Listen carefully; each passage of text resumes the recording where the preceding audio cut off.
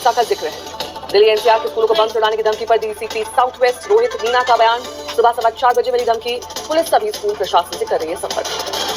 दिल्ली में Rohini DPS Pitampura DAV school, Najafgarh के green valley school में बम की धमकी मिली थी। स्कूल प्रशासन ने पेरेंट्स को मैसेज भेजे, हालात पर बनी हुई है नजर।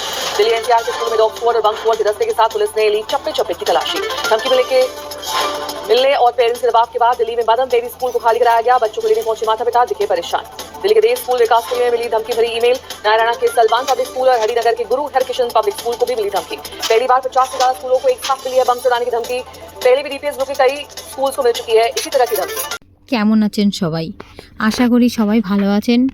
আর সবাই যেন যেখানে যে অবস্থায় আছেন সবাই যেন ভালো থাকে, সুস্থ থাকে, এই কামনা করি। আর কিছু কামনা করার নেই, সবার সুস্থতা মঙ্গল এই কামনাই করা। আজকে সকালে প্রত্যেক দিনের মতো নর্মাল একটা দিন শুরু করেছি। আজকে হচ্ছে 1 মে মাসের 1 তারিখ, মাসের প্রথম দিন। মেয়েকে সকালবেলায় রীতিমতো স্কুলে ছেড়ে এসেছি। তখনও ভাবিনি যে এরকম একটা কিছু শুনবো বা এতটা টেনশনের মধ্যে দিনটা যাবে আজকে। মেয়েকে স্কুল থেকে ছেড়ে এসে আমার শরীরটা একটু খারাপ ছিল বলে ঘুমিয়ে পড়েছিলাম। কিছুক্ষণ পর ঘুম থেকে উঠেছি, তখন 10:30 হবে।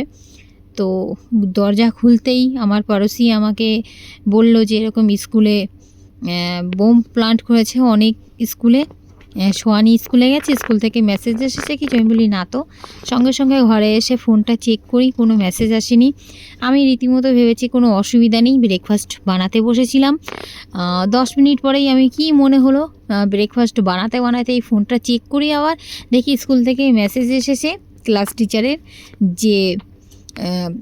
যে যত তাড়াতাড়ি সম্ভব যার যার বাচ্চাকে কালেক্ট করে নিয়ে যাও স্কুল থেকে, ভেরি আর্জেন্ট। তো শুনেই মেসেজটা দেখেই মাথা খারাপ হয়ে গেছে। সঙ্গে সঙ্গে গ্যাস সব অফ করে ছুটেছি স্কুলে। স্কুল পর্যন্ত পৌঁছতে পারিনি, রাস্তায় প্রচণ্ড পরিমাণে জাম ছিল, মানে ভ্যান বাস প্যারেন্টস একদম পুরো স্কুলের এরিয়াটা ভর্তি। স্কুলে গিয়ে দেখি পুলিশ ফোর্স সবাই এসে মানে তদন্ত ছানবিন করছে, কিছু খোঁজাখুঁজি করছে, মানে বোম পায় নাকি কোথাও সেটাই।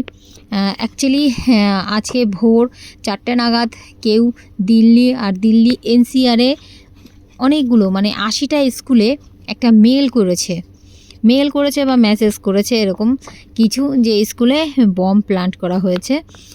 তো স্বাভাবিক, এত বাচ্চা সবার জিম্মেবারি স্কুলের উপর।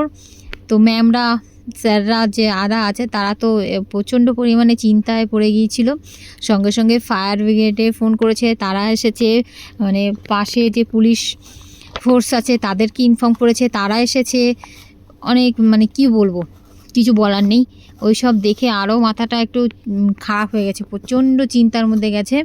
তো গিয়ে সোয়ানিকে নিয়ে বাড়ি ফিরে এসেছি। বাড়ি ফিরতে সোয়ানি বলছে মা ম্যাম অ্যাকচুয়ালি বিজি ছিল, সকালবেলায় দেখেনি ইমেলটা, তাহলে যখন সকালেই দিয়ে এসেছি তখনই হয়তো মানে অ্যালাউ করতো না, স্কুল আজকে ছুটিই করে দিত, তখন ম্যাম খেয়াল করেনি। ম্যাম স্কুলে এসে অ্যাসেম্বলি হয়ে যাওয়ার পর অ্যাসেম্বলি হল থেকে ম্যাম যখন নিজের অফিসে গিয়েছে তারপর হয়তো মেলটা চেক করে দেখেছে। তারপর সব ম্যামদের ডেকে একটু আলোচনা করে নিয়ে সঙ্গে সঙ্গে সমস্ত বাচ্চাদের প্লেগ্রাউন্ডে নিয়ে এসে ওখান থেকেই তারপরে প্যারেন্টসদের ইনফর্ম করেছে। তার আগেই পুলিশ ফোর্সদের সবাইকে জানিয়ে দিয়েছিল, তারা চলে এসেছিল। আমি যখন গেছি তখন দেখছি যে তারা অলরেডি মানে অর্ধেক স্কুল সার্চ করে ফেলেছে, তবে কিছু পায়নি। হ্যাঁ, যিনি করেছে সেটা একটা প্যানিক সৃষ্টি করেছিল। সে তার লক্ষ্যে সফল হয়েছে ভীষণভাবে। দিল্লি এনসিআর স্কুল আছে যত স্কুলের টিচাররা, প্যারেন্টসরা, স্টুডেন্টরা সবাই ভীষণভাবে প্যানিক হয়েছে, প্রচণ্ডভাবে প্যানিক হয়েছে। কতগুলো স্কুল, 80টা, ভাবা যায়। প্রত্যেকটা স্কুলে ভালো করে যাচ পাতাল হয়েছে, কোনো স্কুলে কিছুই পাওয়া যায়নি। হ্যাঁ, ভীষণভাবে প্যানিক হয়েছি, সবাই ভয় পেয়েছি আমরা। মানে প্রত্যেকটা স্কুলের টিচার, প্যারেন্টস, এমনকি স্টুডেন্টরাও প্রচণ্ড পরিমাণে ভয় পেয়েছে।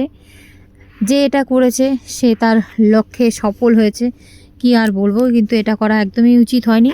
তো এ সম্বন্ধে বেশি কিছুই বলতে চাই না আমি। আর কি বলবো, আজকে প্রচণ্ড পরিমাণে ভয় পেয়েছি, একটা ভীষণ টেনশনে ভরা দিন গেছে।